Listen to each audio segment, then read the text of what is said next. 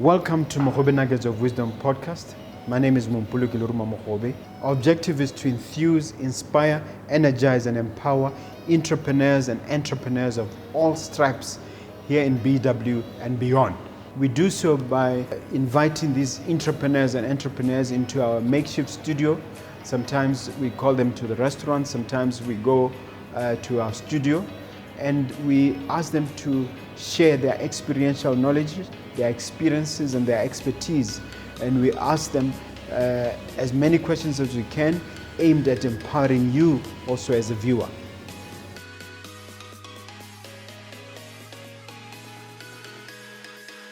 Hello dear viewer, dear listener, my name is Mompoloki Lerumo Mogobe, your host of this great and wonderful show, Mogobe Nuggets of Wisdom podcast. It's always a privilege and honor to bring you fresh talent here in Botswana, people who are bringing you life-changing business and life education. And this time around I have Mr. Ndinaye Chengeta, who is an entrepreneur of note, active in the field of agriculture. Welcome to the studio, sir. Thank you very much for having me on your show. Okay.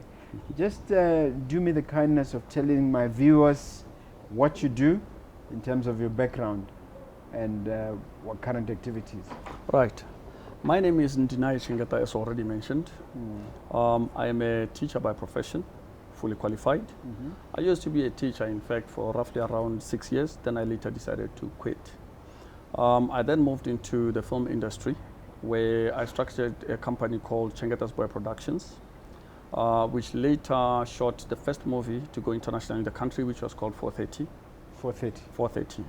Then later I ventured into yet another production, which was worth over 2.4 million, which was my biggest production ever, for government in collaboration with BNEPS. And that product was called, that's the World Bank. Okay. World Bank, yeah. So the product was called Mariledi.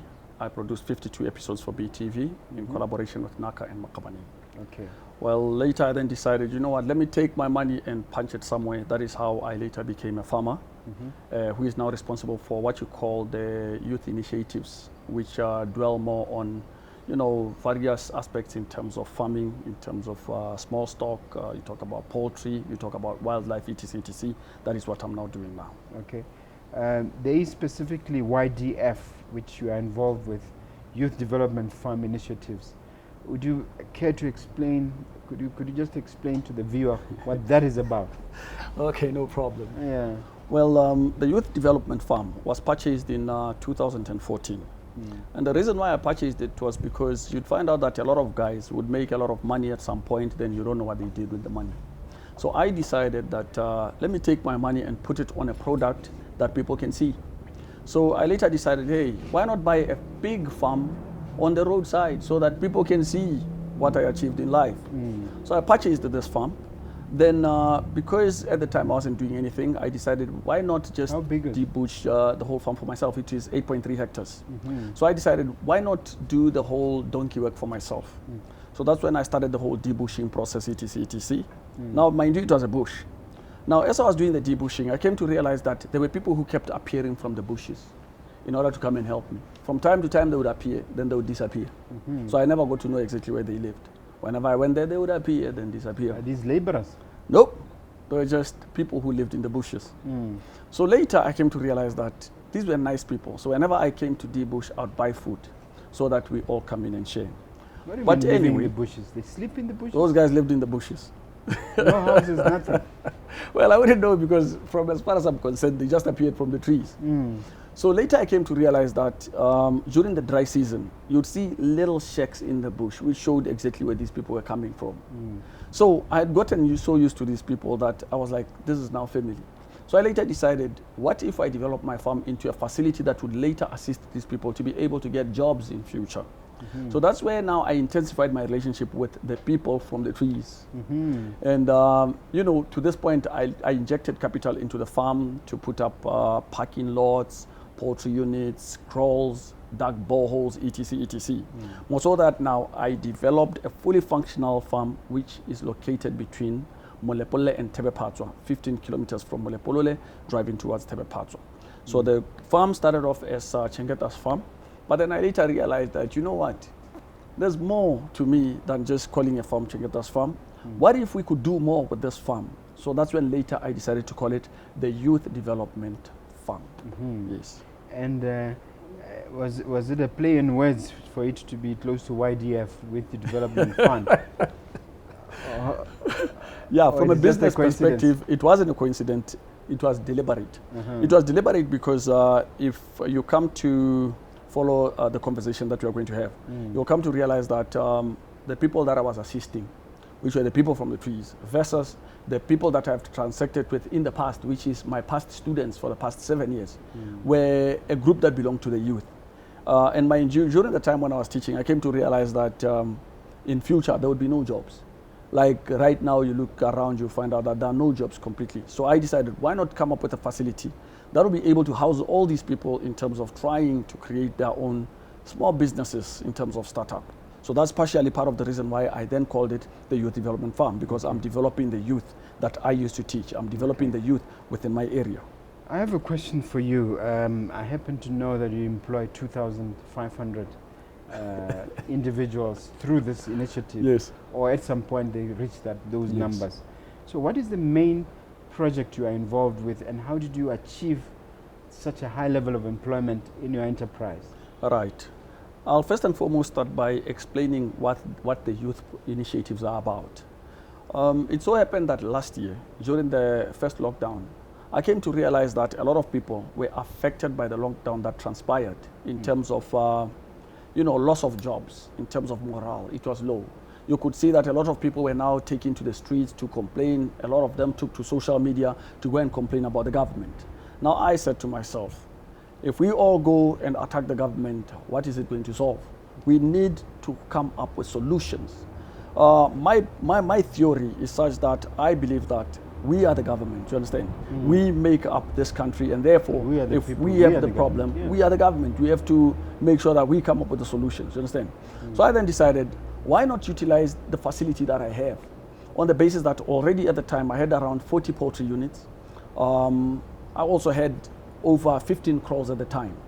So I then decided, why not? I mean, at the end of the day, I've got nothing to lose, because I had a borehole in my farm which yielded 6 cubic, which means I produced water for free, and the facilities were fully solarized, which means that pumping water meant that I wasn't losing anything, and the land was mine.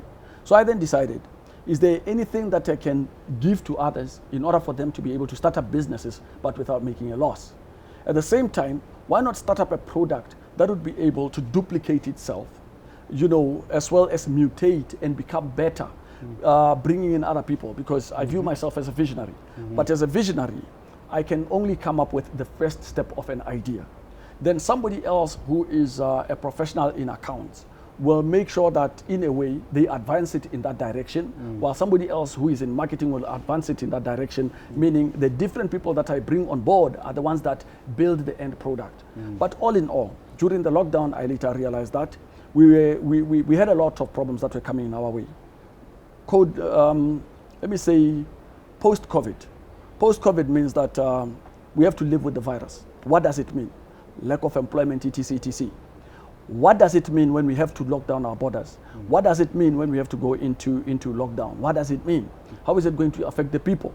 So where are the solutions? That is where I come in, you understand? Because I'm one guy who believes that every business evolves from a solution. So these 2,500 people who are involved, including a majority of our sisters, what is their role exactly? What activity are they involved in?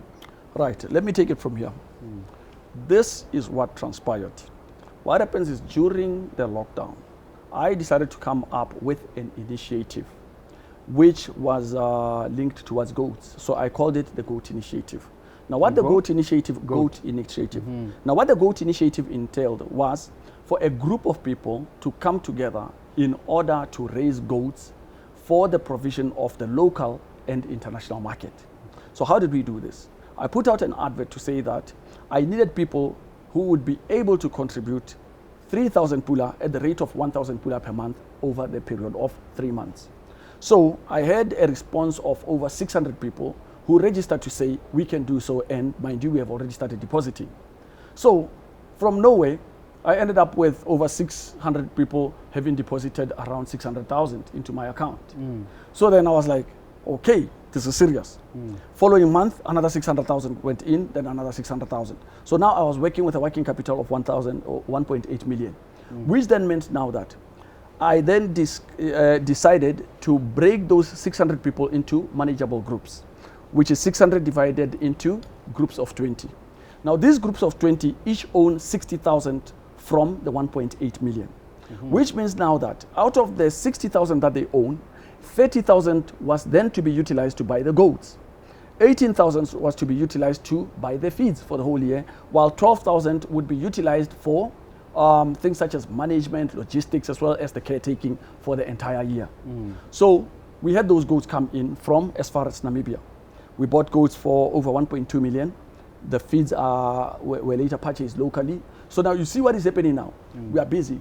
We are empowering someone else because we are purchasing from someone else. We have employed other people within the same village that I'm talking about through other people's efforts. Now these same people end up with their own constitutions, their own forum of functionality, etc. You help them do some sort of cooperatives? Yes. Or syndicates? In fact, that's a good thing. I guess you are a big businessman, that's why you already know where we're going. Yes. So the only way out was for us now to form cooperatives through utilizing these groups of 20. So what we have done is each group has its own account.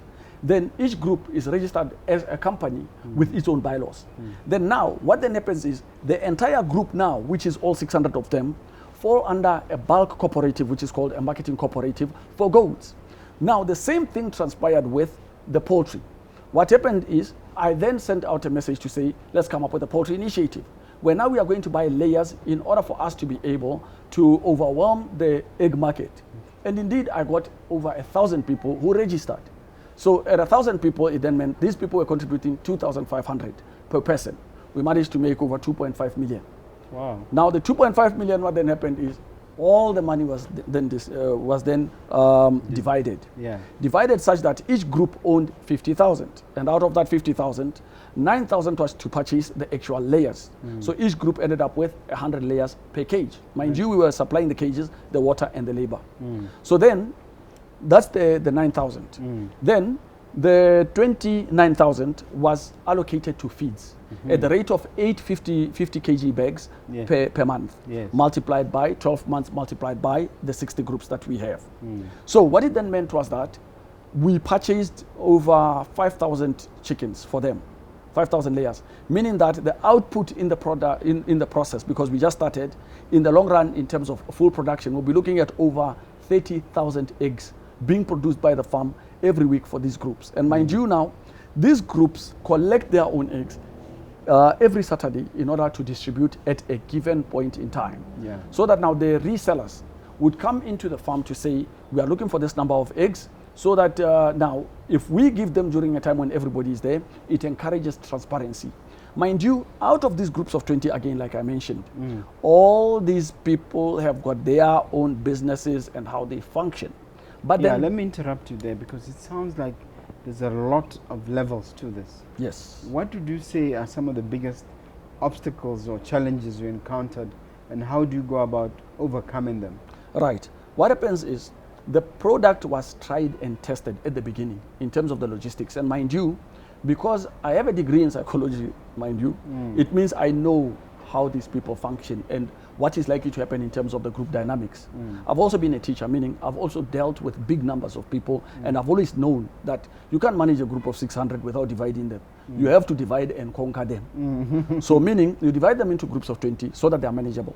Out of those groups of 20, you then retrieve a group leader out of them who is now going to function at a group leaders group, where now all the groups collaborate in terms of their group leaders in order to get ideas from the various areas. So this is the group that you watch the most, because they're the ones that are likely to create chaos. Then from the same groups now, you extract the accounts team. Each group has their own person who handles accounts, to be able to account for all the monies, to say, we started at this much, we are here, this is where we are going, we are at now at zero balance. Then lastly, we've got purchasing. Each group has a purchasing department. So these people who purchase are the ones who look for quotations and decide on what to purchase, etc. Then the whole chain goes on. So it's not a company, It's not a society. It's not a cooperative. What is it? What is this entity? An initiative. Ah. I call it an initiative. Okay. An initiative that protects the government through uniting the youth, mainly the female gender. Remember that at the moment you'd find out that our country has got a lot of elderly people going into farming. When are the youth going to do it? So that is why we had to create this thing, so that the youth, which has the energy, should be involved in feeding their own nation. They've got the energy. They've got the power of social media. They know how to market these products. So the only people who can beat the foreigners from monopolizing the market of farming in my own country is the actual youth. So I'm using the youth to do the job And for when us. you say youth, you are very strict as to who you welcome. Is it age specific? Up to age 35, is it? Not really. Well, what we came to realize is that the majority of our people became the youth. But then we've got people who have retired. What do you mean by that? The majority of our people became the youth. The majority of people who joined were the youth. Yes. But especially because even their parents paid for them because there were no jobs. Yes. So then we had a few people who joined as retirees. So meaning you'll find out that there are a group of friends who are retired who say, hey, we want in, this thing is nice. And you find out that these oldies are very active, mind you, because they've got experience. They know that if you don't treat things seriously, there's a direction that it takes. And it's always nice to have them in some of these groups because they integrate that level of seriousness in terms of the dynamics of where we are going. Because you'd find out that you know, as we progress, like you were saying, that at some point we have to look into the dynamics that actually challenge the whole system. That's where now you look into the mind frame of a youth to say, you know, when the youth is given an opportunity, how do they reflect on it? How do they act? Etc. etc. Yeah. Those are things that we are going to go into. This seems like a long-term project. So what is the long-term vision for the project, and at what point do you foresee you reaching profitability? Right, that's a very good question. A good question in that there are various visions for the product. There's a vision for the farm, where we want it to be. We want it to be fully finished. We want it to be so functional in a direction that says it is fun for people to come to the farm. So, you know, in a way that when people come there, they get to network, they get to have fun, relaxation. You've got facilities for relaxation, you've got restaurants, you've got branding for companies, etc. etc. That's where we are going. We've got different facilities that allow farming to be done without going through a lot of pressures. We want a farm that can do all these things without them necessarily having to be there. That's one. Two, we want a farm that should be able to employ as many people as possible, including during the duplication, which is the next aspect. We want this product to be able to duplicate into other regions. Hence the reason why today I had a meeting with the chief in Mompoloki as well as the district commissioner. What we are trying to do is to clean up the product in Mompoloki, then duplicate it to other regions, so that this product can work, to scale it, so that it works for different youth in their different locations without them having to come from, say, Francistown, for instance, to come to Gaborone to go to Mompoloki, because that now creates a group dynamic as well. We want to scale this thing such that it goes to the people, and the people are able to do it from their vicinities. We want to make it possible for the government to be able to sponsor or fund the youth close to where they are with such facility, with funding that allows them to utilize the facilities. Why do we want this to move in that direction? Is because you've got aspects such as the Ministry of Agriculture, for instance, who supervise these projects. We don't want a situation whereby we have wastage of fuel, of people, you know, moving from place to place hunting for the youth, who probably are not even doing what they're supposed to be doing. We want them to be found in one area where anything in terms of what needs to be done can be done there. Skills share can be done in one area through utilizing of organizations that are charged with the responsibility to do skills share and so forth and so on. We want funding to be done within the same location. Then we talk about the actual beneficiaries of the project. We want them to learn from the product. We want them to be future farmers in their own areas of interest. We want them to be able to learn about the group dynamics, because working with somebody else is not easy. But we want to have a scenario where we encourage people to do group farming, because when you join cooperatives, for instance, it works better. Even in terms of beneficiaries, they become more. It also helps with government funding, etc. etc. So those are aspects that we are trying to teach people, to say you can work together and achieve more. Now when you look at even the figures that we are talking about, Alone, how do you own a farm? Alone, how do you own a group of goats, as well as facilities, etc., etc.? So what we are teaching people is that together, if one person has a farm and another person has the ability to put in the goats and somebody else has the ability to put up a borehole, that is the way to go. I've heard of similar structures in places like Israel. I think they call them kibbutz, where it's really some kind of loose cooperatives which are actually instrumental in feeding the whole of the Israeli nation. I just wonder whether you are benchmarking against any nation in particular, and I've hinted at Israel, for instance. Yes. Well, what I do is I do check on what other countries are doing. There's a project that the people in Lesotho were doing in terms of a chain store that they recently created. There are these, I don't know. It's very successful. There's something else that was created by the guys in South Africa. I've forgotten what it's called. Then What Kenya, does it do? get the way we think. It's where people come together. There's a special name that they have for it, where they come together and they do wonders. Yes. Then you have Kenya. Kenya has got a lot of projects that are coming up where you can be a shareholder in one cow. You look at Uganda, they're pushing very fast. So now, by creating such a product, mind you, this is what people do not understand.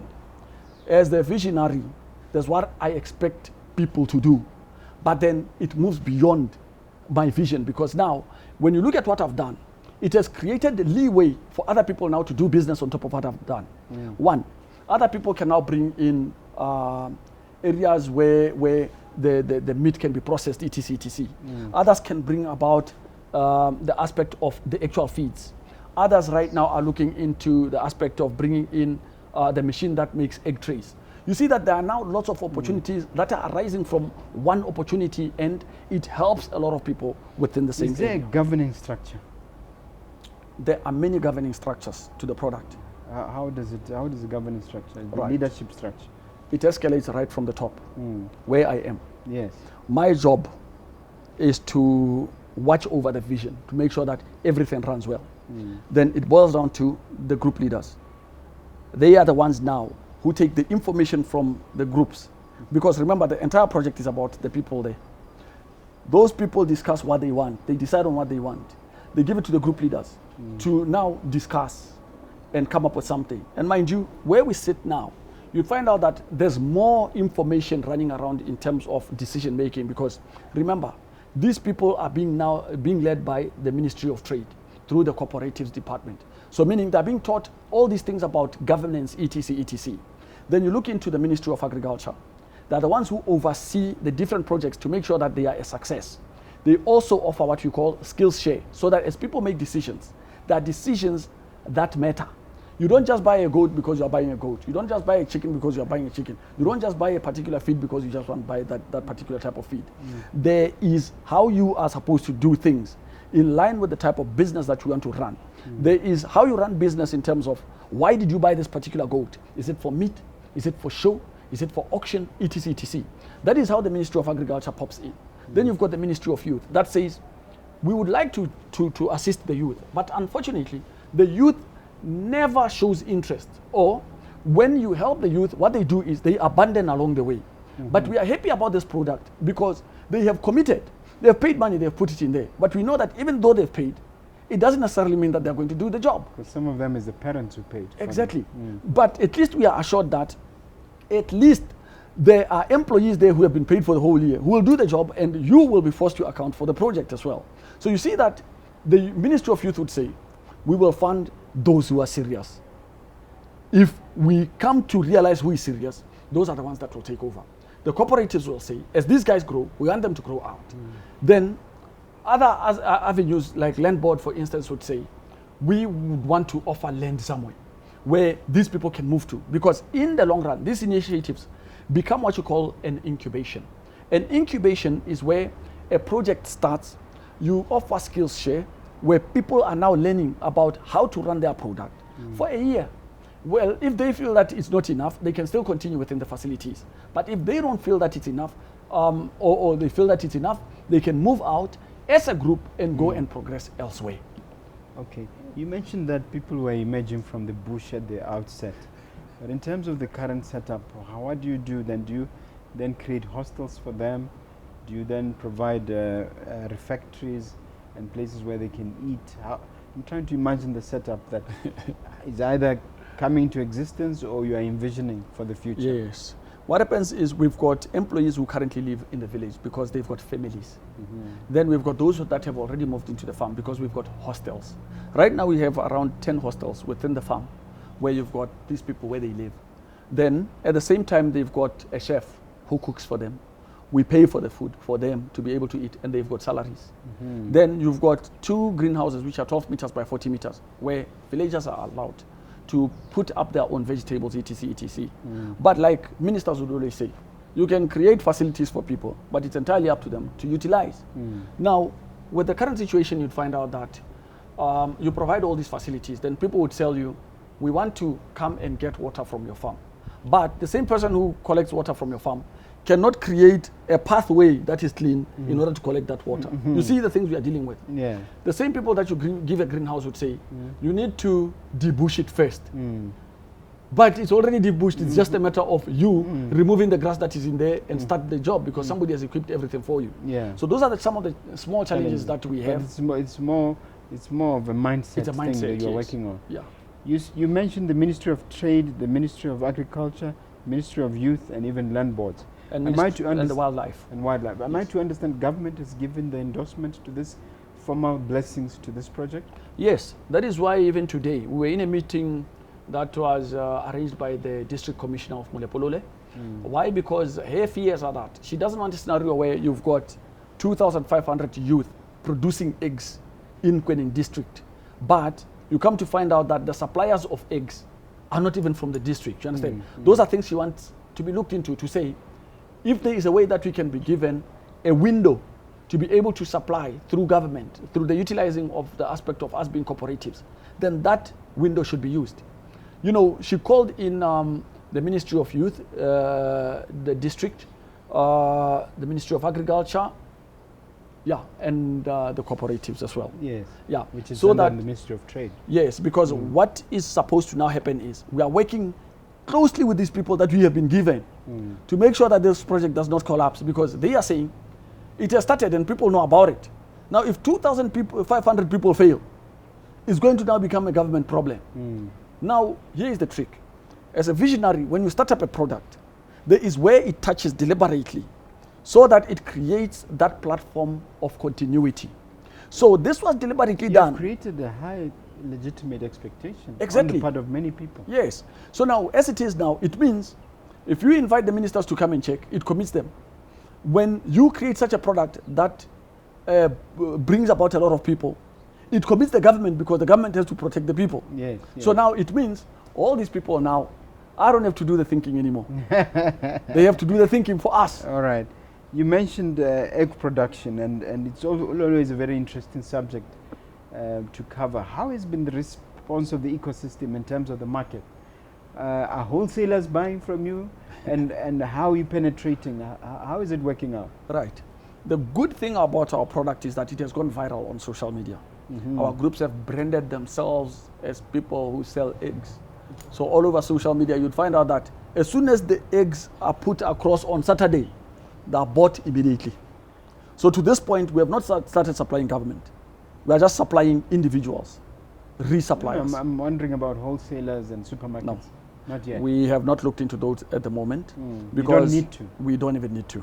Why? Because they are not even our target.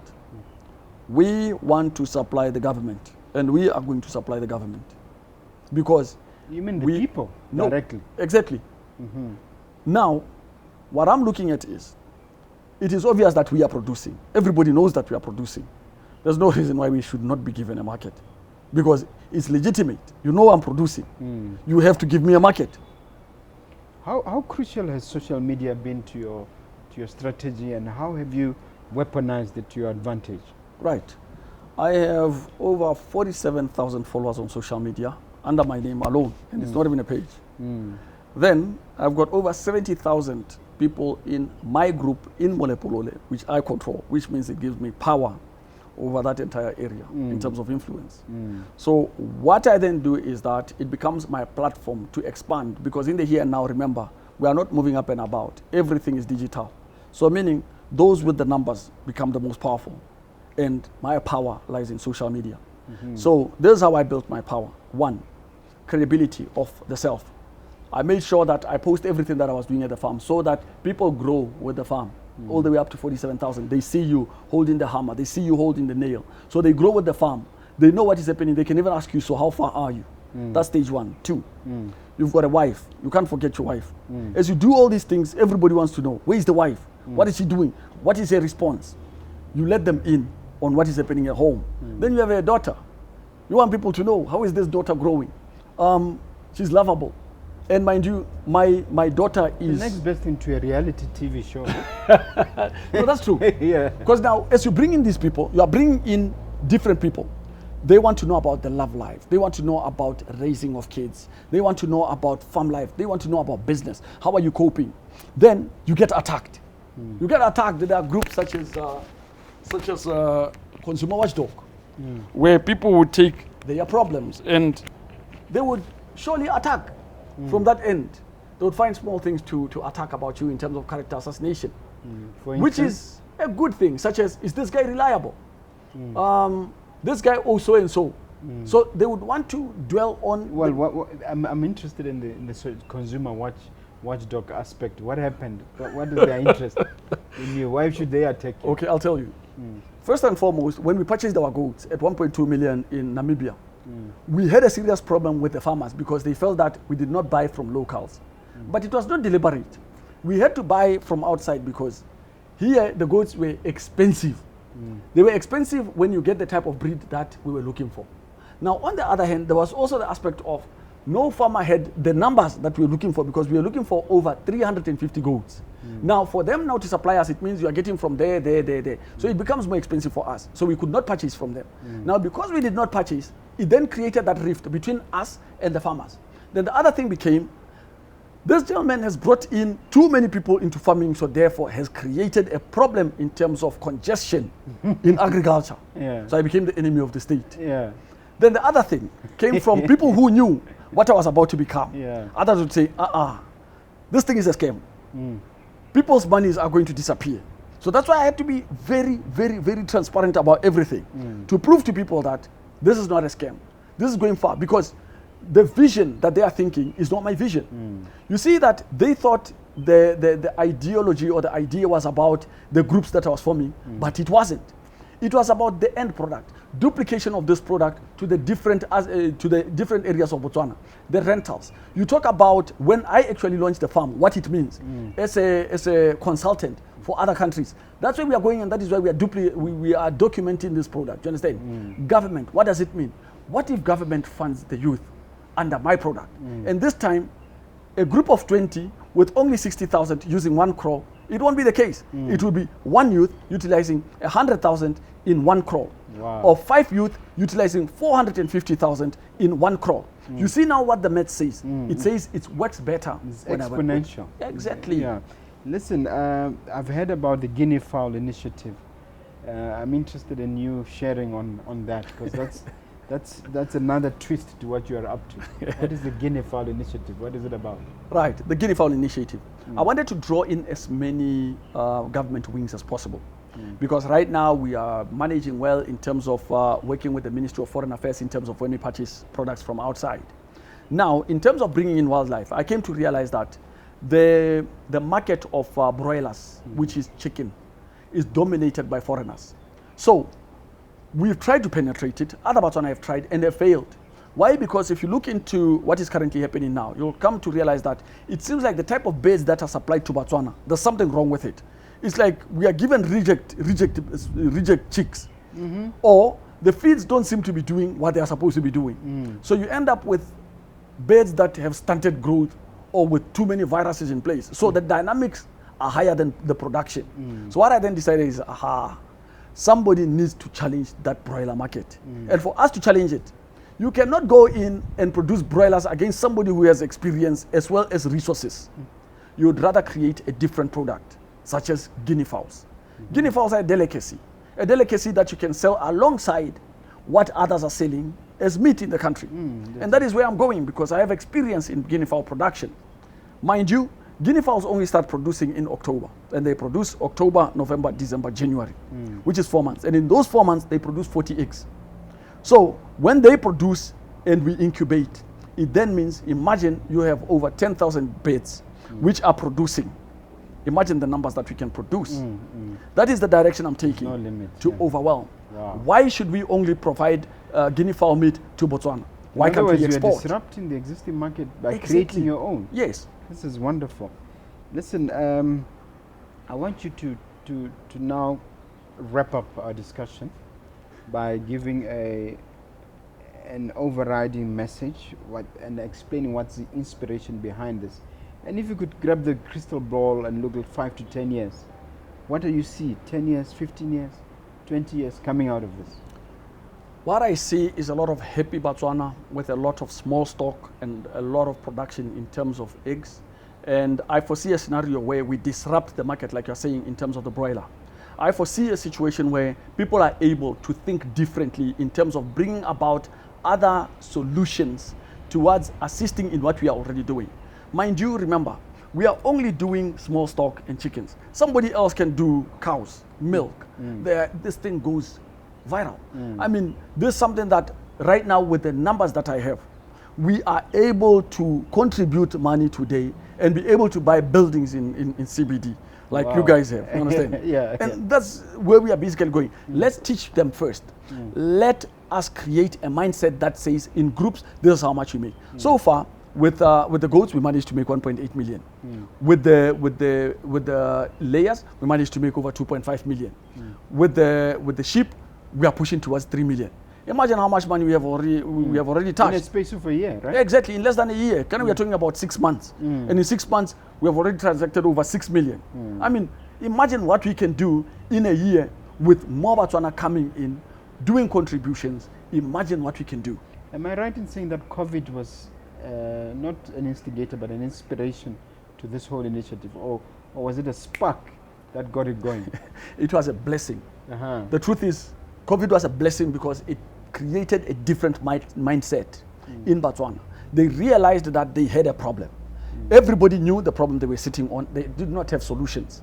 So what I did is I created what looked like a solution, not the solution. I created what looked like a solution that could work for everybody. And that is what we are following now. And mind you, I think it was a start. Yes, the solution. yes. And mind you, where we are, it's not like there are no loopholes, but it's a beginning. Those who are in it have to clean it up and make sure that this thing works. That is why the government comes in order to clean it up. Mr. Chengeta, this is the part of the show where you get to ask me a question. Any question you want to raise, any point you want to clarify, I'm all yours. Aha. I want to know. You seem like a very great businessman, because when I talk to you, I hear you saying a lot of things in terms of the business line.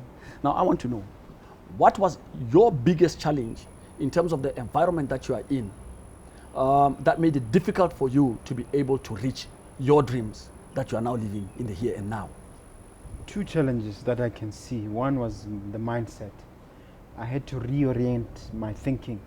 I had to basically work on the part of real estate between my 2 ears, which is my brain, so that I stop thinking negatively and I work towards thinking positively. It may seem easy, but it's something that you have to fight to do, in terms of constantly reading, exposing yourself to positive, affirming information. So I had to attend seminars, I had to attend workshops, I had to read a lot of books. There were times when I was so aggressive, I was reading at the rate of 1 book per week. And that helped, that worked on the mindset. That's one challenge which I had to overcome. The second one, which I'm still working on, is the phenomenon of tsele, otherwise known as lefufa, or which in Setswana we accept la betsu le lentswe, and still so that is one thing that I still have to deal with, where you find it, people find it intolerable to assist you because of where you come from, because they know you because of your background. So this one is a work in progress. It is something that I'm working on to change through inviting dynamic speakers like you and dynamic business persons like you through this platform and through other platforms through the process of mentorship. Because my view is that although it's entrenched, although it's endemic, it is something we can work on and change over the next 1 or 2 generations. So those are the 2 challenges in a nutshell. Those are the very same challenges that I've been facing as well.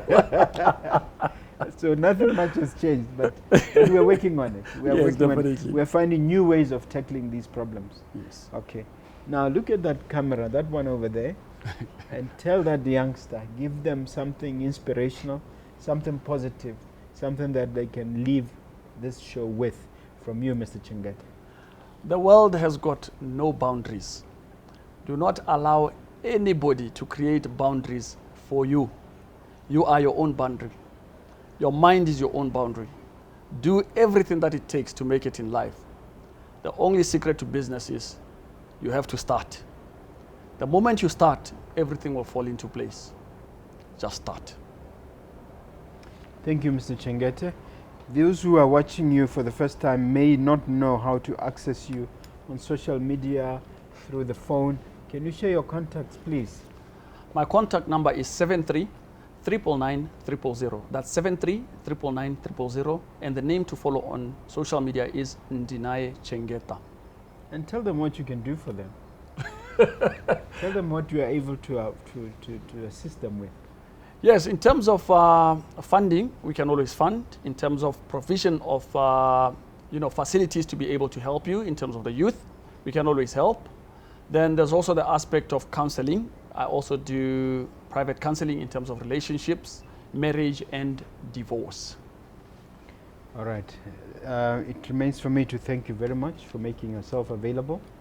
When we call again, please be available to attend. I think the next time we'll probably be in the farm. Definitely. I'll want to shoot a few shots from there.